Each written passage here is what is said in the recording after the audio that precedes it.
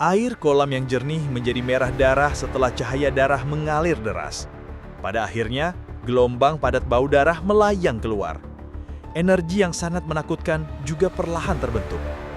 Xiaoyan yang berdiri di samping air kolam merasakan kekuatan yang menakutkan di dalam. Bukan saja dia tidak merasakan ketidaknyamanan, tetapi darah di dalam tubuhnya sudah mulai berputar dengan cepat pada saat ini. Dia tampaknya merasakan keinginan yang sangat besar darinya. Ini adalah kekuatan garis keturunan klan Xiao ya. Xiaoyan mengepalkan tangannya.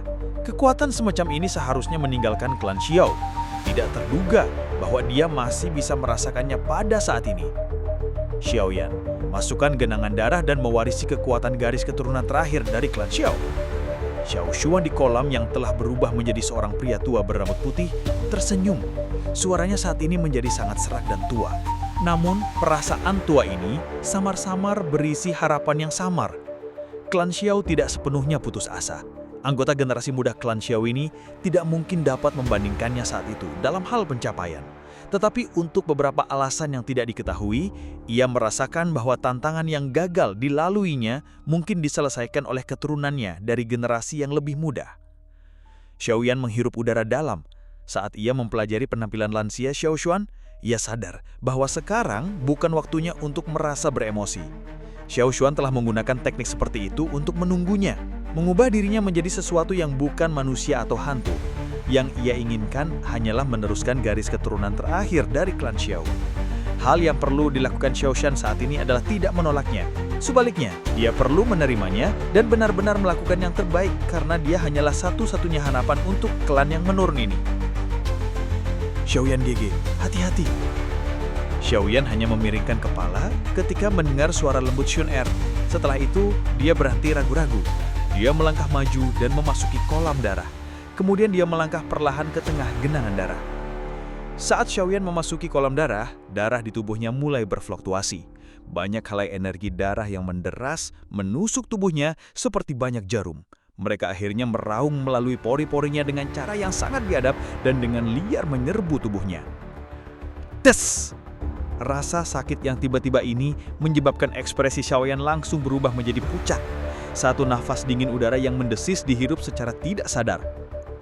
Pertama, mungkin akan sedikit menyakitkan. Kekuatan garis keturunan pertama-tama harus membasuh darah biasa di dalam tubuhmu. Hanya dengan begitu, dia bisa menuangkan darah dengan kekuatan garis keturunan ke dalam dirimu. Ini adalah langkah pertama, warisan, mengubah darah.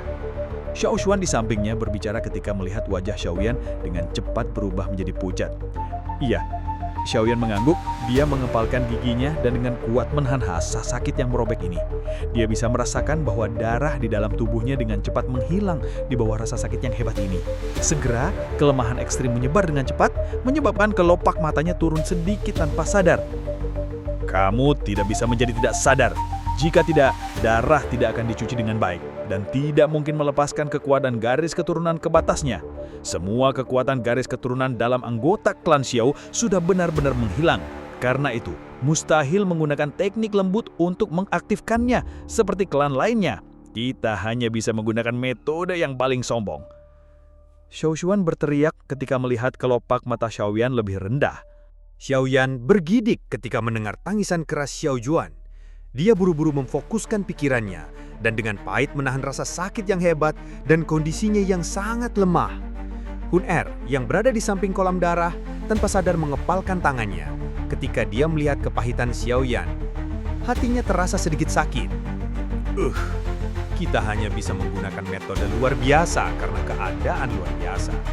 Xiao Juan menghela nafas. Setelah itu, dia duduk di samping kolam darah. Waktu yang dibutuhkan untuk mengubah darah cukup lama. Dengan kata lain, rasa sakit yang harus ditanggung Xiaoyan akan bertahan lama. Waktu berlalu dengan cepat di aula besar yang sunyi, dan 10 hari berlalu dalam sekejap mata. Xiaoyan telah berendam di kolam darah ini selama 10 hari ini. Setelah membersihkan darahnya, Xiaoyan saat ini telah berubah menjadi kerangka yang sangat kurus dan rapuh. Ekspresinya begitu pucat hingga menakutkan. Jika nafas yang lemah masih belum ada di hidungnya, tidak ada yang akan memperlakukannya seperti dia masih hidup. Hun Er yang berada di samping kolam darah tanpa sadar mengepalkan tangannya ketika dia melihat kepahitan Xiaoyan. Hatinya terasa seolah-olah sedang dipotong oleh pisau. Hati siapapun akan terasa mengerikan setelah menyaksikan orang yang dicintainya berubah menjadi kerangka selangkah demi selangkah dengan mata kepala sendiri. Xiaoyan lebih senang saat menonton perubahan pada Xiaoyan, namun hatinya masih sedikit khawatir. Mengubah darah memiliki beberapa resiko yang tersirat, karena orang yang mengubah darah berada pada posisi terlemah. Jika kekuatan mental seseorang tidak kuat, seseorang akan turun ke kondisi yang berbahaya. Jika nafas terakhir ditelang, orang itu akan benar-benar berubah dari nafas terakhir menjadi orang mati. Dedar. Sementara mereka berdua menunggu dengan emosi yang rumit, pengendangan darah tenang tiba-tiba mengeluarkan suara setelah 20 hari. Banyak gelembung berdarah muncul di kolam darah dan pecah. Dengan saat yang sama, pusaran berwarna darah terbentuk. Xiaoyan, yang sangat kurus hingga hampir tidak berbeda dengan tengkorak, berada di tengah-tengah pusaran ini. Perubahan darah telah berhasil. Sekali darah yang memiliki kekuatan garis keturunan mengalir ke tubuh Xiaoyan, Xiaoyan akan mendapatkan kekuatan garis keturunan terakhir dari klan Xiao. Xiaoyan sepertinya telah dibebaskan dari sebuah beban. Dia menghela nafas lega setelah menyaksikan perubahan. Kedua tangannya membentuk segel dan cahaya berwarna darah menembus ke dalam kolam darah. Sus. Kolam darah tampaknya mulai mendidih ketika cahaya darah itu masuk ke dalamnya. Gelembung darah terus meningkat.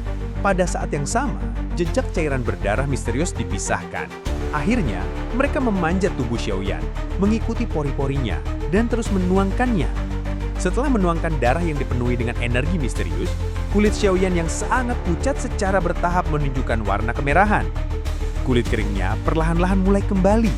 Saat situasi berangsur-angsur menjadi lebih baik, Hun Er menghela nafas.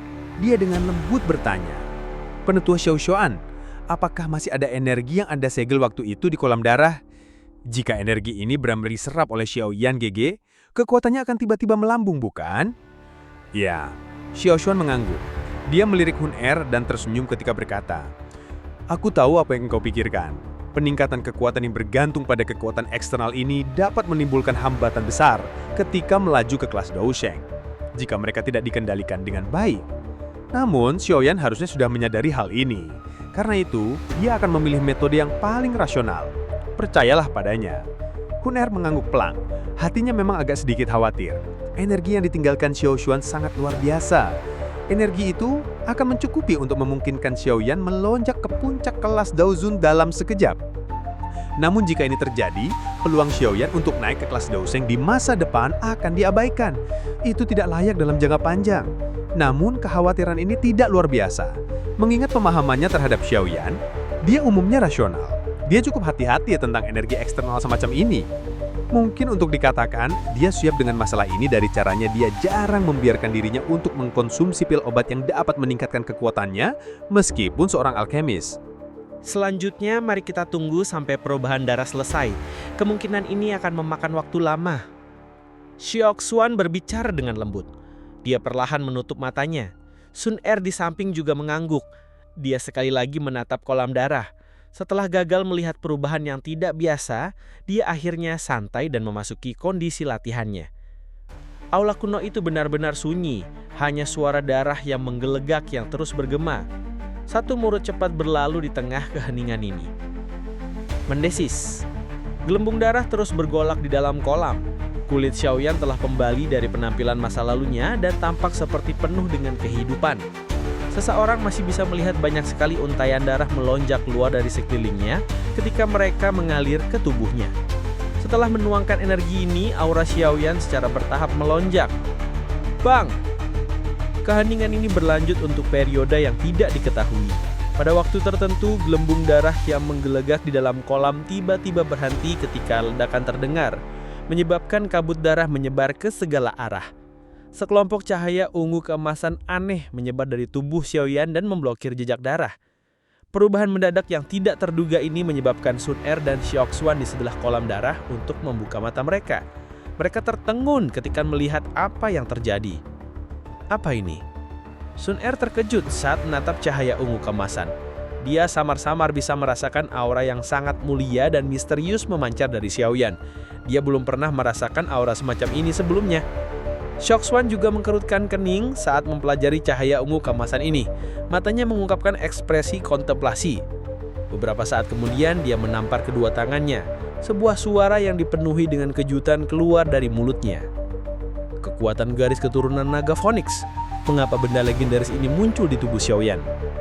Kekuatan garis keturunan naga Phoenix. Sun Er juga terkejut ketika mendengar suara tertengun Xiaoxuan. Dia bertanya dengan agak tidak yakin. Apa ini? Naga Phoenix makhluknya misterius yang memiliki garis keturunan naga Void kuno dan Phoenix langit kuno. Ini adalah makhluk tertinggi sejati dari dunia magical base. Namun, mereka hanya muncul beberapa kali. Bahkan saya sendiri belum pernah melihat keberadaan seperti itu. Xiaoxuan menjelaskan secara perlahan. Makhluk misterius yang memiliki garis keturunan naga Void kuno dan Phoenix langit kuno. Sun Er mengerutkan alisnya. Dia sadar bahwa tubuh Zizi adalah naga Void kuno. Tapi dia belum pernah mendengar tentang kapan Xiaoyan berkomunikasi dengan Phoenix langit kuno, binatang magis kuno yang telah hilang sejak lama. Saya juga tidak menyangka dari mana kekuatan keturunan naga Phoenix ini berasal. Bicara sebagai secara tidak berdaya. Dari kelihatan situasinya, tampaknya penghapusan darah sebelumnya tidak menghilangkan kekuatan garis keturunan naga Phoenix ini. Karena lebih banyak lagi dari kekuatan garis keturunan klan Xiao melonjak ke tubuh Xiaoyan, garis keturunan naga Phoenix tidak bisa menahan tekanan tidak sadar meletus. Apakah ini akan berdampak pada Xiaoyan Gege? Sun Er mengerutkan kening dan bertanya. Jika kita tidak bisa menghilangkan perlawanan dari kekuatan garis keturunan naga Phoenix, kekuatan garis keturunan klan Xiao tidak akan bergabung dalam tubuh Xiaoyan. Jika dengan paksa menerobos, itu akan menyebabkan Xiaoyan terluka berat. Xiaoxuan mengerutkan kening. Dia merasakan sakit kepala terbentuk. Garis keturunan naga Phoenix ini juga sangat kuat. Itu setara dengan kekuatan garis keturunan Dodi asli. Meskipun kekuatan garis keturunan semacam ini tidak terlalu kuat dalam tubuh Xiaoyan, itu tidak bisa diremehkan. Mungkin tidak bisa diremehkan. Apa yang harus kita lakukan? Sun Er bertanya dengan suara agak khawatir.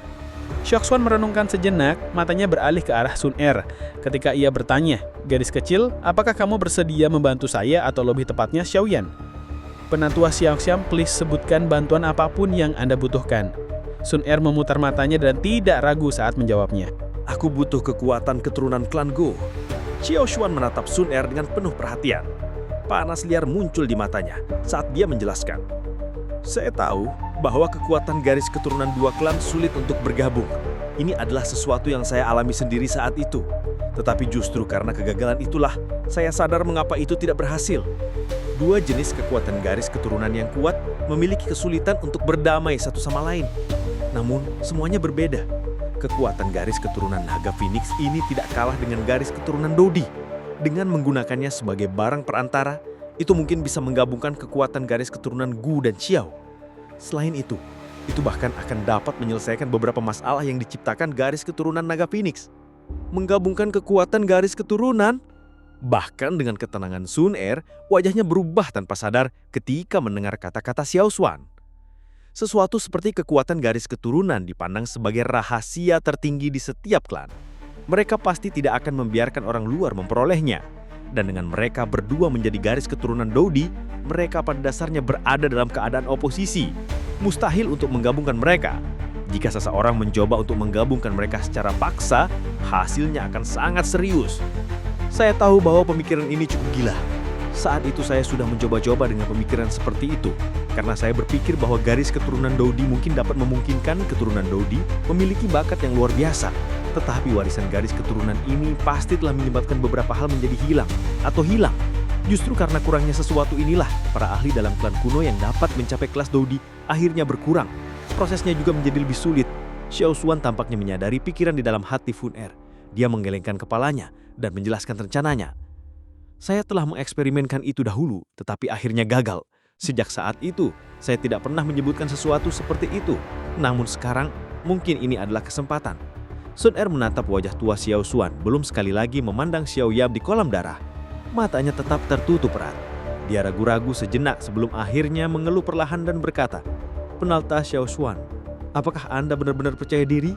80%. Xiaoxuan merenung sejenak sebelum menjawab. Sun Er akhirnya mengangguk setelah mendengar ini. Dia berkata, "Karena ini masalahnya, saya akan melakukan apa yang penalta Xiaoxuan katakan. Aku akan mewakili Xiaojan dan seluruh klan Xiao mengucapkan terima kasih pertama." Xiaoxuan mencakupkan tangannya ke Sun Er dengan ekspresi serius saat dia mengucapkan terima kasih dengan suara yang dalam. Sun Er hanya bisa tersenyum ketika menyaksikan kesopanan Xiao Xuan yang luar biasa. Jika bukan karena Xiaoyan, dia pasti tidak akan menyetujui permintaan gila Xiao Xuan. Dia mengerti dalam hatinya bahwa Xiaoyan memiliki sejumlah besar musuh dari faksi kuat. Jika dia ingin menang atas semua mereka, dia perlu memiliki kekuatan yang kuat. Jika yang disebut penggambukan garis keturunan berhasil, tidak diragukan lagi akan membantu Xiaoyan dalam perjalanannya. Sun Er menghirup udara dengan lembut. Tangannya dengan cepat membentuk beberapa segel misterius sebelum kukunya dengan lembut memotong pergelangan tangannya yang seperti batu yuda. Jejak darah muncul, tetesan darah segar perlahan menetes dari telapak tangannya sebelum jatuh ke dalam kolam darah. Ketika tetes darah segar ini jatuh ke dalam kolam darah, fluktuasi kolam perlahan-lahan terhenti. Daerah berlubang 5 kaki lebih besar dengan cepat terbentuk. Darah yang jatuh dari tangan Sun Er berkumpul di daerah berlubang itu.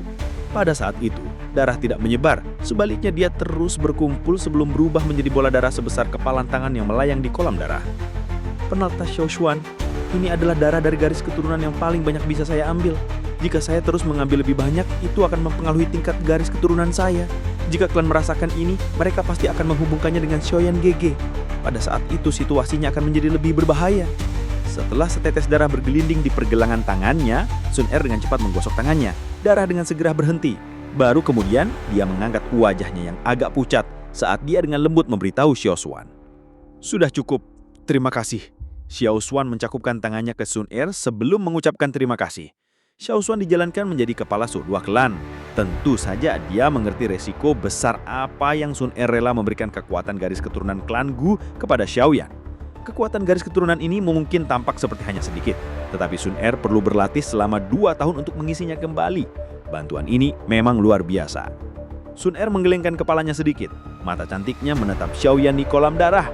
Matanya masih tertutup erat. Senyuman lembut dan indah muncul di sudut mulutnya. Sun Er tidak berkata apapun. Kamu harus beristirahat terlebih dahulu. Serahkan sisanya kepadaku.